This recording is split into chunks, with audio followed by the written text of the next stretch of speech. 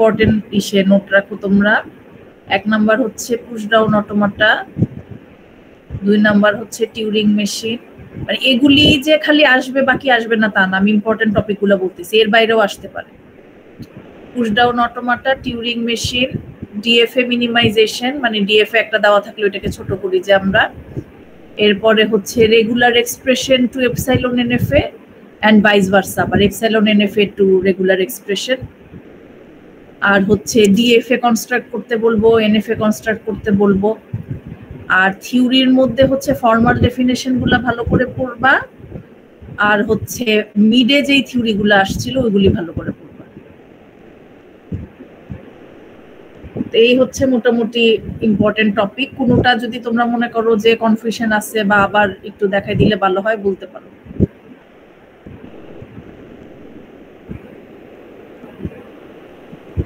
Ma'am DFA মিনিমাইজেশনটা একবার দেখাই দিলে ভালো। আচ্ছা,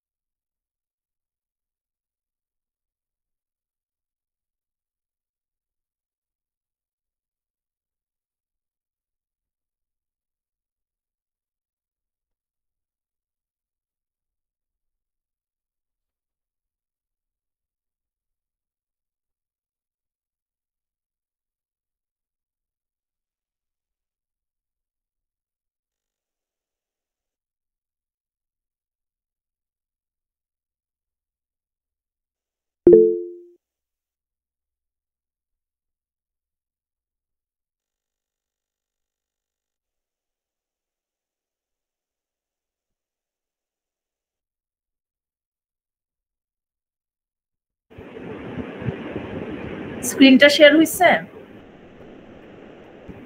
Yes, ma'am. আচ্ছা, তো দেখো এখানে দেখো একটা ডিএফএ দেওয়া আছে, বেশ বড়সড় একটা ডিএফএ। এটাকে এখন আমরা মিনিমাইজ করব। তো মিনিমাইজ করার জন্য আমরা যেটা করব যে এই যে অনেকগুলা স্টেট আছে A B C D F G H পর্যন্ত, আমরা এই স্টেটগুলোর মধ্যে ইকুইভ্যালেন্ট স্টেট বের করব। যেমন আমি যদি বের করতে পারি যে a state R G state এই দুইটা আমার ইকুইভ্যালেন্ট, ফর এক্সাম্পল বলতেছি, এই দুইটা যদি ইকুইভ্যালেন্ট হয় তাইলে আমি যেটা করব এই দুইটাকে জোড়া লাগাই আমি একটা স্টেট বানাই দিব। তো এমনি করে যেটা হবে যে আমার ডিএফএটা স্টেট সংখ্যা কমলে আলটিমেটলি কি ডিএফএটা ছোট হয়ে যাবে। তো এখন ইকুইভ্যালেন্ট বের করার জন্য দেখো আমি এরকম একটা হাফ ম্যাট্রিক্স বানাবো, ফুল ম্যাট্রিক্স না। কেন ফুল ম্যাট্রিক্স বানাবো না? কারণ দেখো এইখানে ম্যাট্রিক্সটা এমন ভাবে নেওয়া হয়েছে, এখানে এ থেকে জি পর্যন্ত নেওয়া হয়েছে, এইচ নেওয়া হয় নাই, আবার এখানে বি থেকে এইচ নেওয়া হয়েছে, এ নেওয়া হয়নি। তো যার কারণে 1 নাম্বার যেটা হয়েছে ডুপ্লিকেশন আসে নাই। যেমন এ আর বি স্টেট এই দুইটা ইকুইভ্যালেন্ট কিনা বের করা যা, বি আর এ স্টেট ইকুইভ্যালেন্ট কিনা বের করা একই, কাজে আমার ওই এন্ট্রিগুলো দরকার নেই, এই সাইডের ওই এন্ট্রি মিরর এন্ট্রিগুলো দরকার নেই। আরেকটা যেটা হয়েছে যে এর সাথে এ স্টেট তো ইকুইভ্যালেন্টই হবে, কাজে একটা স্টেটের সাথে আরেকটা স্টেটও ইকুইভ্যালেন্ট নাকি ওইটাও আমার বের করার দরকার নেই। তো এই কারণে এইভাবে বিশেষ পদ্ধতিতে হচ্ছে আমরা এই ম্যাট্রিক্সটা বানাইছি। ক্রস মানে হচ্ছে এগুলি কিন্তু এক্স না, এগুলি হচ্ছে ক্রস। ক্রস মানে ওরা ইকুইভ্যালেন্ট না, আর ক্রস না থাকা মানে হচ্ছে ওরা ইকুইভ্যালেন্ট। তো এখন আমি কিভাবে বের করব যে ইকুইভ্যালেন্ট কি না ইকুইভ্যালেন্ট না? যেমন সাপোজ এ আর বি এই দুইটা ইকুইভ্যালেন্ট কিনা আমি দেখব। এইখানে দেখো এখানে কিছু স্টেট আছে আমার কি অ্যাকসেপ্টিং, কিছু আছে নন অ্যাকসেপ্টিং। দ্যাট ইজ ফাইনাল আমার যে স্টেটটা ওইটা কি অ্যাকসেপ্টিং স্টেট, কারণ কি ওইখানে গিয়ে কোনো স্ট্রিং শেষ হয়, তার মানে আমি বলতে পারি যে এটা আমার অ্যাকসেপ্টিং স্টেট। তো বাকি সব হচ্ছে আমার নন অ্যাকসেপ্টিং। তো এ থেকে দেখো জিরোর জন্য কই যায়, বিতে যায়, which is a non accepting state. B থেকে জিরোর জন্য জিতে যায়, which is the non accepting state. এতটুকু পর্যন্ত আমার মিল আছে। কিন্তু দেখো এ থেকে ওয়ান এর জন্য যায় এফ এ, যেটা কিনা একটা নন অ্যাকসেপ্টিং স্টেট, কিন্তু বি থেকে ওয়ান এর জন্য যায় সি তে, যেটা কিনা একটা অ্যাকসেপ্টিং স্টেট। কাজে আমি অমিল পেয়ে গেলাম। যখনই আমি অমিল পেয়ে যাব আমি ক্রস দিয়ে দিলাম। আবার দেখো এ আর সি যদি আমি দেখি, এ থেকে জিরোর জন্য যায় অ্যাকসেপ্টিং নন অ্যাকসেপ্টিং স্টেটে, সি, আচ্ছা এখানে একটা কথা আছে, কখনো একটা অ্যাকসেপ্টিং স্টেট আর একটা নন অ্যাকসেপ্টিং স্টেট ইকুইভ্যালেন্ট হবে না। কাজে আমার এখানে দেখো সি আমার একমাত্র অ্যাকসেপ্টিং স্টেট, কাজে সির সাথে আমি সবাইকে চোখ বন্ধ করে নন ইকুইভ্যালেন্ট দিয়ে দিতে পারবো। যেমন সি এর এই যে রোটা আছে, এই রো এর যারা যারা আছে সবগুলোকে আমি ক্রস দিয়ে দিতে পারবো। আবার সি এর যে কলামটা আছে এটাকেও আমি একবারে ক্রস দিয়ে দিতে পারবো, কারণ আমি জানি যে যেহেতু সি আমার একমাত্র অ্যাকসেপ্টিং, ওর সাথে অন্য কারোরই ম্যাচ হবে না। হ্যাঁ, আমার যদি আরেকটা অ্যাকসেপ্টিং স্টেট থাকতো ওর সাথে আমার চেক করে দেখা লাগতো যে সি এর ইকুইভ্যালেন্ট হয় কিনা, তখনও আমি বাই ডিফল্ট ইকুইভ্যালেন্ট দিয়ে দিতে পারতাম না, আমাকে বের করে দেখতে হইতো যে আসলে ইকুইভ্যালেন্ট হয় কিনা। কাজে এ আর সি এরটা দেখা আসলে বাহুল্য। এ আর ডি এর মধ্যে দেখি, এ থেকে জিরোর জন্য কই যায়, বিতে যায় অ্যাকসেপ্টিং এ, নন অ্যাকসেপ্টিং এ। ডি এর থেকে ইসের জন্য জিরোর জন্য কই যায়, সিতে যায়, যেটা ইসের অ্যাকসেপ্টিং। কাজে শুরুতেই অমিল পেয়ে গেছি, কাজে এখানে আমি ক্রস দিয়ে দিলাম।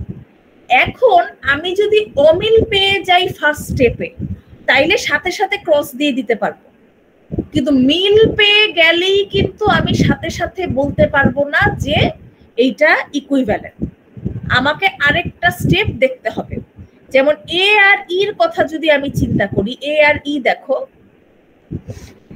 এ থেকে জিরোর জন্য কই যায়, বিতে, নন অ্যাকসেপ্টিং। ই থেকে জিরোর জন্য কই যায়, এইচ এ, নন অ্যাকসেপ্টিং। ওকে গেল। এ থেকে ওয়ানের জন্য যায় F A, non accepting. B থেকে ওয়ানের জন্য যায় এফ এ, নন অ্যাকসেপ্টিং। মিল পাওয়া গেল। কিন্তু এখনই আমি বলতে পারবো না যে এরা ইকুইভ্যালেন্ট, আমাকে সেকেন্ড ধাপে যেতে হবে। সেকেন্ড ধাপ কি, আমি 0 1 দ্যাট ইজ 1 লেন্থের স্ট্রিং গুলাকে দেখছি, এখন আমাকে 2 লেন্থের স্ট্রিং গুলা দেখতে হবে। তো 2 লেন্থের স্ট্রিং গুলা দেখি আমি, যেমন আমি যদি এমন হয় যে 0 0, এ থেকে 0 0 জিতে আসতেছে, নন অ্যাকসেপ্টিং। ই থেকে 0 0 কই যায় দেখো, 0 0 জিতে আসতেছে, নন অ্যাকসেপ্টিং। ঠিক আছে, মিল পাইছি আমি। এবার 0 1 এর জন্য দেখি, এ থেকে 0 1 অ্যাকসেপ্টিং, ই থেকে 0 1 অ্যাকসেপ্টিং, মিল পাওয়া গেছে। এবার 1 0 এর জন্য দেখি, এ থেকে 1 0 1 0 অ্যাকসেপ্টিং, ই থেকে যাই, ই থেকে 1 0 অ্যাকসেপ্টিং। লাস্ট আমি দেখবো 1 1, এ থেকে 1 1 কি হয় দেখি তো, 1 1 নন অ্যাকসেপ্টিং, ই থেকেও 1 1 নন অ্যাকসেপ্টিং। কাজেই সেকেন্ড ধাপেও আমি যখন মিল পাইলাম তখন আমি দেখো এখানে ফাঁকা রাখছি, তার মানে এ আর ই হচ্ছে আমার ইকুইভ্যালেন্ট। এতটুকু পর্যন্ত সবাই ক্লিয়ার কিভাবে আমি ইকুইভ্যালেন্ট আর নন ইকুইভ্যালেন্ট বের করব? Yes ma'am. এরপরে আর কিছু না, আমার ইকুইভ্যালেন্ট গুলাকে আমি একসাথে একটা স্টেট বানাই দেব। যেমন এ আর ই ইকুইভ্যালেন্ট, দেখো আমি এ আর ই কে মিলাই একটা স্টেট বানাইছি। আবার বি আর এইচ ইকুইভ্যালেন্ট, কাজেই দেখো আমি এখানে বি আর এইচ কে একটা স্টেট বানাইছি। আবার ডি আর এফ হচ্ছে ইকুইভ্যালেন্ট, কাজে এই দুটাকে মিলাই একটা স্টেট বানাইছি। এরপরে জাস্ট কোন স্টেট থেকে কোথায় যায় ওইটা দিয়ে দিছি, আর কিছুই না। এবার বুঝা গেছে?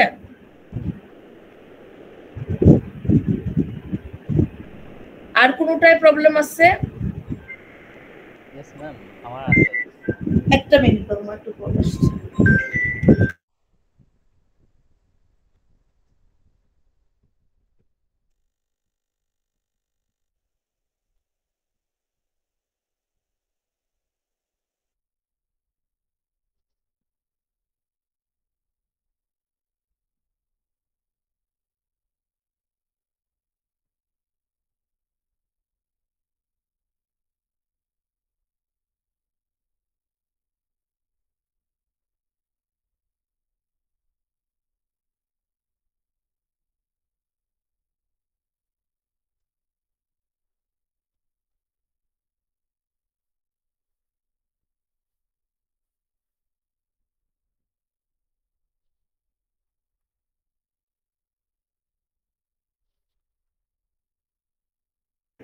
হ্যাঁ বলো কোথায় সমস্যা।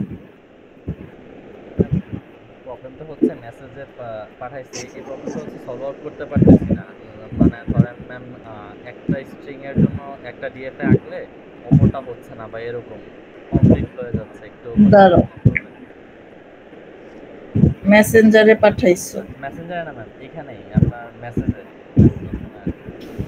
in call message Build a DFA that will accept all strings of only 0 and 1 that will start with eto or end with eto or both or not both. আচ্ছা, এইটা আমি গতবারের কোশ্চেনে দিছিলাম ঠিকই, কিন্তু এটা সলিউশন করতে গিয়ে আমিও দেখছিলাম যে একটু ঝামেলা হয়, তো পরে আমি ওদের পার্শিয়াল মার্ক দিয়ে দিছিলাম। এইবার এত কঠিন দেই নাই, এবার আরো ইজিয়ার দিছি। আচ্ছা ওকে ম্যাম, তাহলে আরেকটা কথা বলি যে আমাদের কি এপসাইলন এনএফএ থেকে রেগুলার এক্সপ্রেশন হ্যাঁ আসবে। আচ্ছা তাহলে ম্যাম একটা কোশ্চেন আছে, হচ্ছে গতবারের কোশ্চেনে ওটা পারতেছি না মিলাতে, এখানে বলবো? হ্যাঁ বলো। দেখে দিই।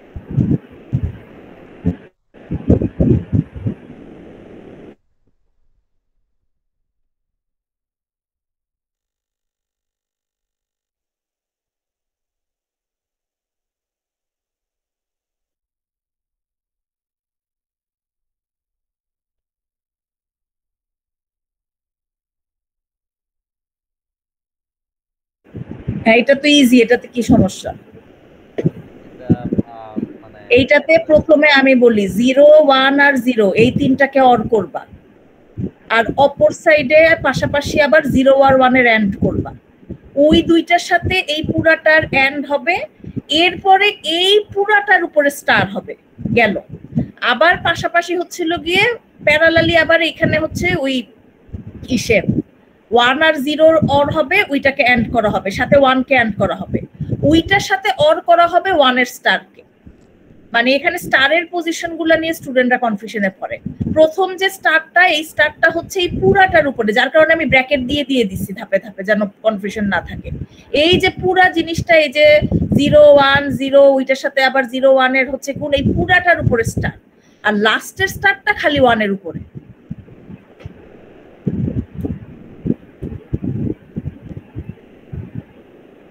বুঝে গেছে? এখনো ভাবতেছি একটু। আচ্ছা তুমি করে আমাকে পাঠাও, আমি চেক করে দিব। যারা যারা এখনো কনফিউজ মনে করো, করে আমাকে ইমেল করো বা মেসেঞ্জারে বা হোয়াটসঅ্যাপে পাঠাও, আমি ওই ঠিক হইলে বলবো ঠিক আছে। আচ্ছা আরেকটা জিনিস হচ্ছে আমি করি, সেটা হচ্ছে যে আমি যাদের ক্লাস নিছি ওদেরকে আমি তো একটা উদাহরণ দিছি পুশ ডাউন অটোমাটার বা টিউরিং মেশিনের, তো পরীক্ষায় হুবহু এটা নাও আসতে পারে। যেমন মনে করো একটা উদাহরণ দেই সিম্পল, আমরা কি ইসের মধ্যে টিউরিং মেশিনে দেখছিলাম যে 0 two the power n 1 two the power n, এটা আমরা টিউরিং মেশিনের জন্য সলভ করছিলাম। তো সাপোজ এরকম সিমিলার কিছু একটা তোমার পুশ ডাউন অটোমাটায় দিলাম, জিনিসটা কিন্তু ইজি, ঘাবড়ায় যাওয়ার কিছু নাই। পুশ ডাউন অটোমাটার বেসিক যদি তুমি পারো তাইলে ঘাবড়ায় যাওয়ার কিছু নাই। যেমন মনে করো এইটাকে এভাবে না লিখে আমি যদি এভাবে লিখি a two the power n b two the power n, জিনিস কিন্তু একই। এখানে হয়তো আমি 0 আর 1 অ্যালফাবেট হিসেবে করতেছি, একসেপ্ট করতেছি, এখানে a আর b একসেপ্ট করতেছি। তো এইটা আমরা টিউরিং মেশিন দিয়ে সলভ করতে পারি। এখন যদি আমাকে পুশ ডাউন অটোমাটায় দেয় তাইলে কিন্তু মানে অ্যালগরিদম কিন্তু একটু চিন্তা করলেই পারা যায়। যেমন মনে করো আমি প্রথমে পুশ ডাউন অটোমাটায় কি থাকে, আমার একটা এরকম স্ট্যাক থাকে, স্ট্যাকের সাথে প্রথমে কি নিচে একদম লাস্টে কি জানি থাকে, ডলার সাইন না ডলার সাইন না, লাস্টে জেড নট, বুঝি নাই, জেড নট না, কি নট, জেড নট ম্যাম। হ্যাঁ জেড নট থাকে, হ্যাঁ জেড নট থাকে। তো জেড নট আছে, তো আমি মনে করো a two the power n b two the power n, তো মনে করো n এর মান যদি 3 হয় তাহলে আমার a a a b b b, তাই না? তো আমি তাহলে অ্যালগরিদমটা কি হবে, আমার প্রথমে আমি a পর্যন্ত আমি ঢুকাবো, হিসেবে পুশ করব। আমি a পুশ করলাম, আবার a পুশ করলাম, এরপরে a পুশ করলাম। এখন আমি কখন বুঝবো যে আমার সমান সংখ্যক b আছে? আমি যখনই b পাওয়া শুরু করব, আমি একটা করে a পপ করব।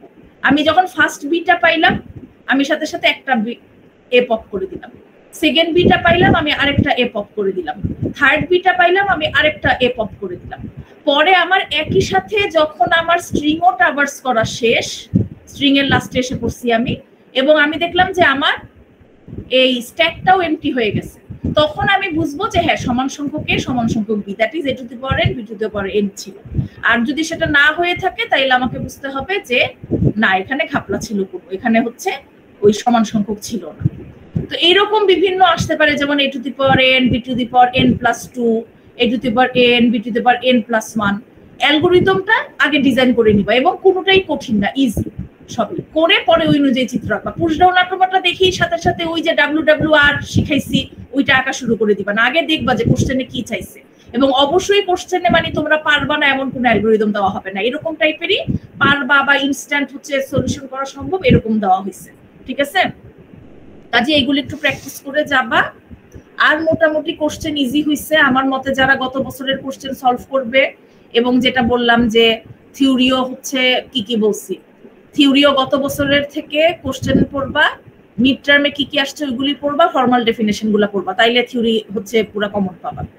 এবং এই যে যে টপিকগুলোর নাম বললাম, push down automata, Turing machine, DFA minimization, epsilon NFA to regular expression to epsilon NFA, DFA construction, NFA construction, যারা যারা এই জিনিসগুলো পড়ে যাবা 100% একদম 50-50 কমন পাবা তোমরা, ঠিক আছে? আচ্ছা ম্যাম, আরেকটা কোশ্চেন। হ্যাঁ বলো। স্প্রিং 23-এর 5-এর বি নাম্বারটা আপনার হচ্ছে রেগুলার এক্সপ্রেশন হচ্ছে লিখতে হবে এনএফএ থেকে। এখানে আপনার কোশ্চেনটাতে হচ্ছে দুইটাই স্টার্টিং স্টেট ছিল, ম্যাম এটা কিভাবে? হ্যাঁ, দুইটা স্টার্টিং স্টেট থাকতেই পারে, কোনো সমস্যা নাই, সেক্ষেত্রে অর দিয়ে দিবা। ম্যাম এরকমও করা যায়? হ্যাঁ, এরকম করা যায়। দুইটা স্টার্টিং স্টেট যদি থাকে, প্রথম স্টার্টিং স্টেটের জন্য যতগুলা হয় অতগুলা বানাবা, এরপরে অর দিয়ে আবার আরেকটা স্টার্টিং স্টেট থেকে যতগুলা বানানো যায় ততগুলা বানাবা। আচ্ছা ঠিক আছে। ঠিক আছে, তাইলে অল দা বেস্ট, আশা করি সবার পরীক্ষা ভালো হবে। আর তারপরও যদি এই 2 দিনের মধ্যে কোথাও কনফিউশন পড়ো আমাকে যোগাযোগ করবা, ঠিক আছে? ম্যাম পার্সটি কি ইম্পর্টেন্ট? পার্সটি ইম্পর্টেন্ট, হ্যাঁ সরি, থ্যাংক ইউ মনে করানোর জন্য, এটা বলতে ভুলে গেছিলাম। পার্সটি কোশ্চেন ছিল। হ্যাঁ বলো। স্ট্রিং থেকে লেফট মোস্ট আর রাইট মোস্ট পাস ট্রি, এটা প্রুভ করতে বললে কিভাবে করব? প্যালিন্ড্রোম স্ট্রিং তুমি সেটাতে যেভাবে যাবা না, ওইভাবে করে ওই মানে গ্রামারটা যেরকম আছে ঠিক ওইভাবেই হচ্ছে পার্সটি বানাবা। কি দেখে একটু দেখানো যাবে? আমার এখানে এখন ওইটা কই পাই, দাঁড়াও দেখি আমার সেটা আছে নাকি।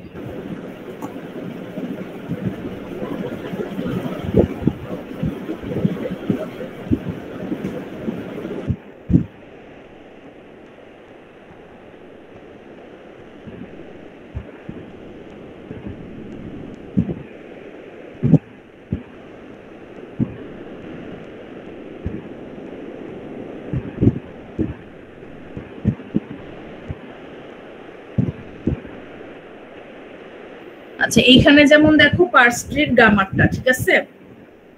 তো এখন মনে করো যে আমি তোমাকে একটা ইসে দিলাম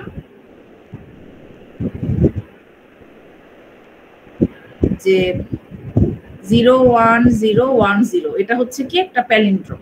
তো এটার পার্সটি বানাতে বললাম। তো তুমি এটাকে এমনি ইনিশিয়ালি ইসে করবা কিভাবে? প্রথমে ধরো আমার কি আছে,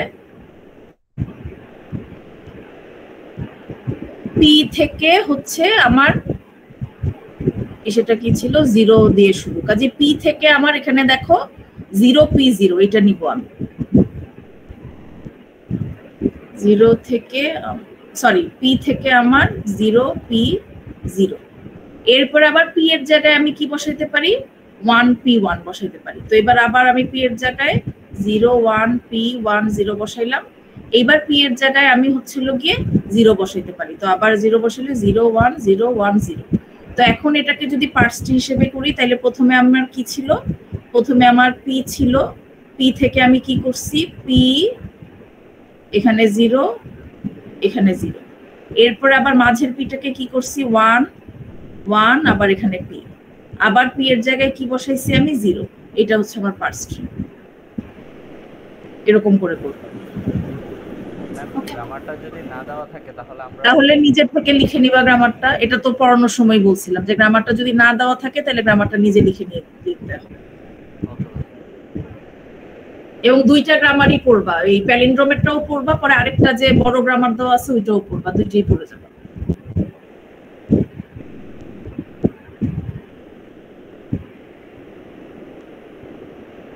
আর কারো কোথাও কোনো কনফিউশন? ঠিক আছে, তাইলে ওই আজকে রাতে রেস্ট নিয়ে কালকে থেকে পড়া শুরু করো। আর যদি কোথাও কনফিউশন হয় আমি আসি, ঘাবড়ানোর কিছু নাই, আমাকে নক দিবা, ঠিক আছে?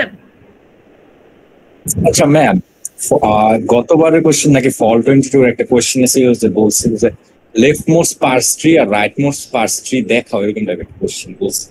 হ্যাঁ, তো left most parse tree right most parse tree দা কি বলতে চাচ্ছি? এখানে আমি কমন সেন্স দেখতে চাইছি স্টুডেন্টদের।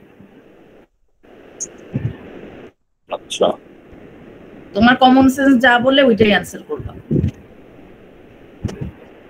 ট্রি তো দুটোই সেম আসবে। সেম হইলে সেম হবে।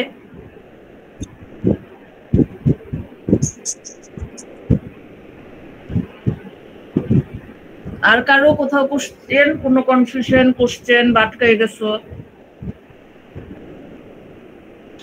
ঠিক আছে, তাইলে পড়াশোনা করো, আমাকে কিসে নক দিও যদি কোথাও ইস্যু হয়। All the best. ঠিক আছে ম্যাম। ওয়ালাইকুম আসসালাম। All the best. আসসালামু আলাইকুম ম্যাম। আসসালামু আলাইকুম। ওয়ালাইকুম আসসালাম।